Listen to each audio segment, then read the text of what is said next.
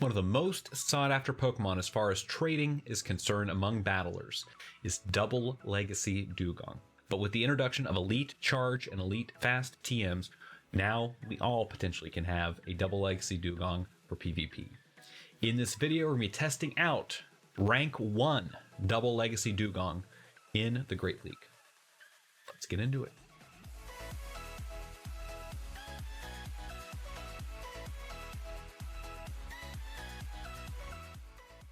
Welcome back to the channel, trainers. My name is Oro Chris. I am your catching coach. If you are new to the channel, welcome. We appreciate you stopping out. If you're interested in Pokemon Go, competitive PvP, and basically anything Pokemon related, consider subscribing. Now, as far as Double Legacy Dewgong is concerned, this is one Pokemon that without both Legacy moves, you really should wait, hold off, do not use this particular Pokemon. You need to have the Double Legacy in order for it to be successful. If you are one of those collectors, one of those hoarders that has that Double Legacy moveset, awesome. Maybe it's time to bring it out, power it up, and test it out.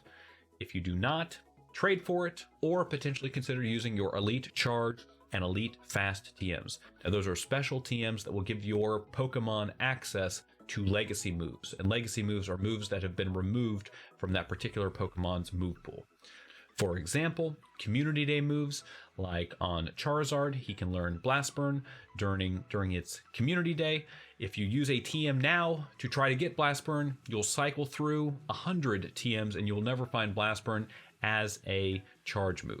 You'll need to use an Elite Charge TM in order to get that on that Pokemon, unless there's some type of a special event. Dewgong, these particular moves, Ice Shard in the fast position, as well as Icy Wind as a charge move, they rotated out of his move pool a little while ago, and as a result, you need to use an Elite Charge and Elite Fast TM to get them back. I am a belt and suspenders kind of guy. I had set aside a very highly ranked, in a rank 1 seal, in fact, waiting for this particular move to come back into Dewgong's move pool. We didn't get that. We've got Elite Charge and Elite Fast TMs. So I was sitting on those and I thought, why not try it out now? Now, as far as the team composition is concerned, we've got Double Legacy Dewgong in the lead position. Again, you need to have both of those Legacy moves, in my opinion. Dewgong without both Ice Shard and Icy Wind, really not going to be the most successful in the Open Great League currently. The third move, we have Water Pulse unlocked. What that enables you to do is if the opponent does have potentially a Pokemon that resists Ice-type attacks, or if you've already debuffed the opponent by using an Icy Wind already, then you can use Water Pulse to get some type of a neutral hit into those situations, for example, against Pokemon like Registeel. Now, this team was originally developed by one of two potential content creators. I don't know which one specifically. I believe it was the Asian Milkman. He's been featured on King's channel, as well as King IV's stream. Be sure to check him out. The other content creator that has been very prevalent in using this team is Arrow. I don't know which one of them. I believe it was Asian Milkman originally developed it, and then Arrow also used the team to a great degree of success. Both of those trainers reaching rank 10 in past seasons of Go Battle League. If it was Arrow that developed it, my apologies. Someone will leave a comment down below and straighten me out if I've got that wrong. In either case, I'm running Power Up Punch and Psychic as the charge moves on Metacham. I believe Arrow and Asian Milkman each have different variants. You can run Ice Punch as an answer to Pokemon that are flying types like Tropius and Altaria. Very solid move in those regards. Dynamic Punch also, instead of Power Up Punch, Dynamic Punch is going to do a lot more damage. A lot of folks are expecting Power Up Punch, and as a result, they don't shield those charge moves. So Dynamic Punch coming through can be very, very damaging against Pokemon like Registeel that would be taking super effective damage in those situations. I opted for Power Up Punch and Psychic for the reasons that I stated previously. So let's get into these matches. And again, we are working through catching up on the editing. I'm trying my best to stay up with the matches as they come along. You will forgive me. We are here for these particular matches in rank 5. I have since hit rank 8, so this just tells you a little bit how far behind I am as far as the editing is concerned. I'm trying to show a variety of team compositions, so I hope that you will forgive me for falling a little bit behind on some of these matches. So we are going to launch the Icy Wind into this matchup against Azumarill. The best matchup for us as a Water and Ice type Pokemon, Dewgong is going to have immunity tier resistance to Ice Beam, going to be taking not very effective damage from Hydro Pump. So the only attack that would be neutral damage would be Play Rough. So we're hoping that the opponent doesn't have Play Rough and will be taking not very effective damage. They do. That's why we shielded the very first Play Rough. If you're going to be using Dewgong, shield the first charge move, because the opponent by that point probably has not been debuffed by Icy Wind once or twice at that point, and then take those charge moves thereafter. That will enable you to take less damage. The same rationale applies for example, with Articuno in the Ultra League. If you're considering using Articuno when we rotate into the Ultra League here in a couple of weeks, shield the first charge move and then Icy Wind them and then take the charge moves thereafter. So here, as we mentioned, when they swap in or they lose that initial matchup, if Dewgong is successful in getting the knockout against the lead Pokemon, now you can give some parting Icy Wind to debuff the opponent's attack stat. Here we can see just how devastating Dewgong is, almost going through 2 Pokemon by this point before they're eventually going to swap out into the Alolan Marowak to clear the debuff that we have on the Sableye at this point. If you are not familiar with Alolan Marowak, we did cover it in a video here on the channel, I believe yesterday. I'll put a link up to that here in the top. I was expecting the bait. Shadow Ball, however, will be a very damaging move to a Pokemon like Medicham, who is a Psychic and Fighting type Pokemon. So we're going to bring in Munchlax. Munchlax is going to have very solid matchups against both of these Ghost type Pokemon. Ghost types have immunity tier resistance to normal type attacks as well as fighting type attacks, but normal types have immunity tier resistance to ghost type attacks in return. So Munchlax with the fast move Lick is going to be hitting for super effective damage into Alolan Marowak, who is a ghost and fire type Pokemon. Sableye as a ghost and dark type. Dark types resist ghost type attacks. Ghost types take super effective from ghost type attacks, so those two things negate. So Lick from Munchlax is only doing neutral damage into Sableye, and we are able to pull out the win there. As a Munchlax user, you're going to want to try to avoid, if you can, using Body Slam into those ghost types in the back. Try to build up to a Bulldoze to at least bait out a shield from the opponent if you are going to bait with the more energy efficient Body Slam. So now we've got another lead position of Azumarill. As we can see here, very solid matchups for Dewgong. A lead Azumarill is very common in the Open Great League, and that is why a Pokemon like Dewgong is very successful in that front position. So you do debuff the opponent, launch a couple of Icy Winds, shield that first, Play Rough, or potentially Hydro Pump, and then from that point on, the debuffs keep stacking and stacking, and you can win out those matchups. It's a grindier matchup, but you do win over time. Very rarely, if ever, will you get a shield from an Azumarill. So you're going to walk out of that matchup with switch advantage, but you will be losing the you will be at a shield disadvantage. So here they swap out. We're going to launch this Icy Wind. They're now switch locked. So now we're going to bring in the Pokemon that we prefer to have in this particular matchup, that being Munchlax. The reason being, Medicham as a fighting type would be taking super effective damage from the air slashes of Skarmory. It's not the best situation for Munchlax. The reason being, as a normal type, a normal type attack of Body Slam is resisted by steel types, but we've already debuffed the attack stat of Skarmory, so we should be all right in that regard. So we're going to bring in Shiftry. This is a very similar team to a team that was publicized or originally developed by Caleb Peng. He ran the Double Grass lineup. Here they're opting for swapping out the typical Caleb line is Skarmory in the lead with Shiftry and Meganium in the back, the Double Grass strategy. Here the opponent trainer has opted for Azumarill instead of Meganium. Both very bulky, very solid Pokemon in the Great League. So both very successful. So we're going to try to build up some attack buffs.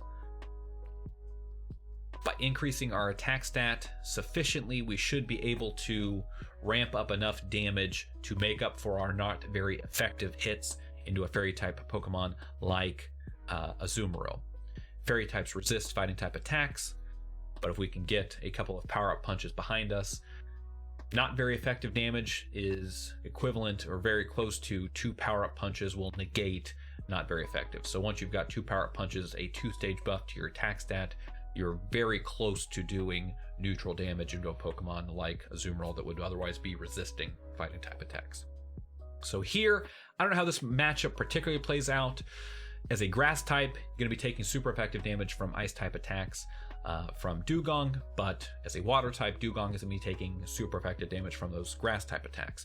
And because Bullet Seed or Fury Cutter, whatever Sceptile is running, charges energy very quickly and has access to one of the fastest charging charge moves, that being Leaf Blade. I did not want to stay into that matchup, not knowing how the particular sims work out. So we swap into our safe switch, that being Munchlax. They stayed in for longer than I expected them to. I'm kind of interested as to the rationale behind that. We do hold on barely. Munchlax with the thickness, holding on for enough to get off a couple of these body slam spams, and of course Lick doing super effective damage into a psychic type Pokemon like Deoxys Defense Form. Deoxys Defense Form having counter, going to be hitting for super effective damage into a normal type like Munchlax in return though. So here we're in about as good of a position as we can be as far as our switch in. Deoxys using fighting type attacks is going to be resisted by a psychic type like Medicham. Medicham similarly using counter, going to be resisted by a psychic type like Deoxys. So you can see what a neutral hit like Psychic will do into a Pokemon like Altaria. Ice Punch being 2 times super effective would have been also nice to have. We do switch in our Dewgong, going to be farming down the Altaria, build up enough energy to get off a couple of these Icy Winds into the opponent's Sceptile. We are out of shields, so this Leaf Blade will be enough to KO even with the debuff. They are up a shield, and now we have got Deoxys Defense Form coming in with barely enough to hold on, and they go down with a shield. One of the worst feelings in PvP is when you lose a match and you're up a shield. That is just super, super annoying. So we now have got Larnstar also coming with an Azumarill. Again, you can just see how common Azumarill is in the Great League meta, at least in the rank 5 meta of when these videos were recorded. Again, you launch that Icy Wind, debuff the opponent. If you're gonna shield that first charge move, and then weather the rest of the storm. Here we're gonna give a parting Icy Wind, debuff the opponent, and then come in with Medicham. Even if they've got an energy advantage by staying in long enough to get to that Icy Wind debuff, it's more than worth it in most circumstances. Galarian Stunfisk, very, very popular Pokemon in the Great League meta. We did cover Galarian Stunfisk in a video recently here on the channel. I put a link up to that. As a steel and ground type Pokemon, it is very well situated in the Open Great League currently. So here we've got a choice. Eat this Ice Beam or waste our energy. We ended up, burn a shield or eat this energy. We ended up opting to eat this energy. We come back in with Dewgong. Going to try to get to these attack debuffs. Here, going to elect. And now we are in a tough position because both of these back Pokemon are in a super, super rough situation against a fighting type like Toxicroak.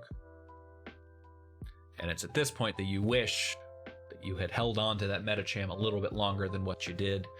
Medicham really the only Pokemon that has a potential chance against a Toxicroak in the back.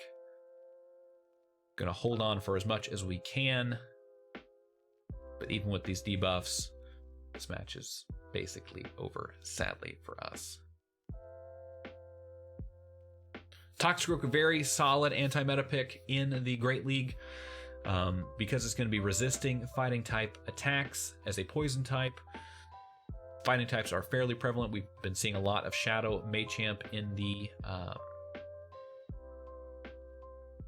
Open Great League, as well as a poison type having access to Sludge Wave, I believe. That might be Sludge Bomb. Sludge Wave, that it can hit for super effective damage into fairy types like Wigglytuff, like Azumarill. So very, very well situated in the Great League currently.